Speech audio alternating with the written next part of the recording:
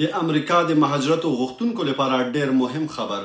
د امریکا د تابعیت او کډوالۍ ادارې USCIS د 2024 کال د جولای له 10 د مهاجرتي فرمونو او غوښتنلیکونو د لاسلیک یا سیګنیچر په اړه نوې لارښوونې نافذ کړی دی. د نوې لارښوونې مهم ټکي په لاندې ډول دي: د لاس په قلم شوي یعنی هینډ رایټینګ اصلي لاسلیک د منلو وړ دی. د همغه اصلي لاسلیک سکین، فوټوکاپي او فاکس شوی کاپي هم د منلو وړ دی تر هغه چې د اصلي لاسلیک څخه اخیستل شوی اوسي. برېښنایي لاسلیک یوازې هغه وخت د منلو وړ دی چې د USCIS د انلاین حساب یا د ادارې د منل شوي طریقې له لارې ترسره شوی اوسي. او بیا کوم کارونه دي چې هغه د منلو وړ نه دی، هغه هم په لاندې ډول دي. هغه لاسلیک چې یوازې د انځور یا ایمیج په بڼه د کاپي یا پیسټ له لارې فورمې ته اضافه شوی وي معتبر نه ګڼل کیږي.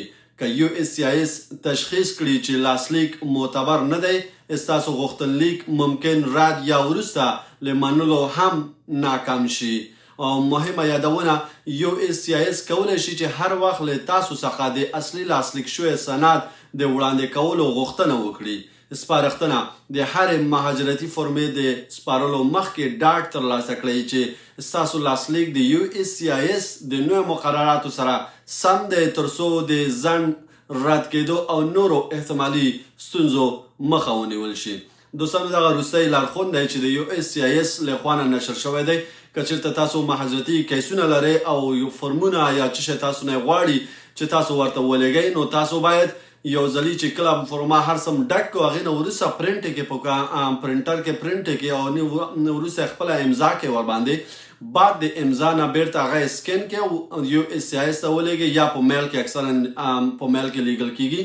نو هېڅکله کوشش مه کوئ چې داسې یو امضا وي چې هغې نه تاسو دا تصویر اخیستی اوسي او هغه په کمپیوټر یا موبایل کې مو ثبت وي او هغه بیا کاپي پیسټ کې ورباندې په فرم باندې، نو هغه د ستاسو د کیس ردېدو سبب کیدی شي. ما خو تاسو ته وویلې چې هغه کومې ځانګړتیاوې چې ته باید فرم کې وي، هغه باید تاسو څه ورته وایي په نظر کې ونیسئ. او که چېرته هم نه نیو، کیس به ډېر رد شي او مثال ډېر وخت به هم تېر شي، هغوی به پینډینګ حالت به هم درته درکوي او بیا د هغې نه بیرته به ستاسو د کیس د ردېدو سبب ګرځي. نو مخکې د هغې نه چې هر کار کوئ، تاسو په ډېر دقیق شکل باندې باید تاسو خپل کیسونه مخته بوځئ. او که چېرته بیا تاسو کیس لرئ، نو خپله د مهاجرتي وکیلانو سره اپوایمنټ ونیسئ او هغوی ځان ته هایر کړي یا هغوی ته خپل کیس وسپارئ، تر څو هغوی په بشپړ او منظم توګه باندې مخته یوسي. ځکه چې ته خپله نشي کولی، یوازې فرم ډکول نه دي، یوازې همداسې نور شیان نه دي چې ته هغې له طریقه ته دغه کړي.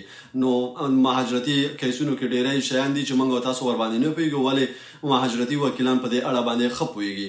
نو هغې د خاطره چې ستاسو د کیس د ځنډ سبب ونه ګرځي، د رد سبب ونه ګرځي، د مهاجرتي وکیلانو سره حتما وګورئ. نو دا یو عامه پوهاوی ویډیو ده چې ما تاسو ته نشر کړو. نو بیا تاسو کولی شئ چې خپله مهاجرتي وکیلانو سره په سیمه کې چې چېرته اوسېږئ، هغوی سره نږدې نه وګورئ. بیا هم مننه، ژوندي اوسئ. که مو زما صفحې ته نوي راغلی یاستئ، فالو مو یاد ونه وځي، لایک، کمنټ او د ویډیو د نورو دوستانو افغانانو سره شریک کړئ، تر څو د دغې خبر څخه باخبر اوسئ. الله مو مل شه، ژوندي اوسئ. سلام علیکم.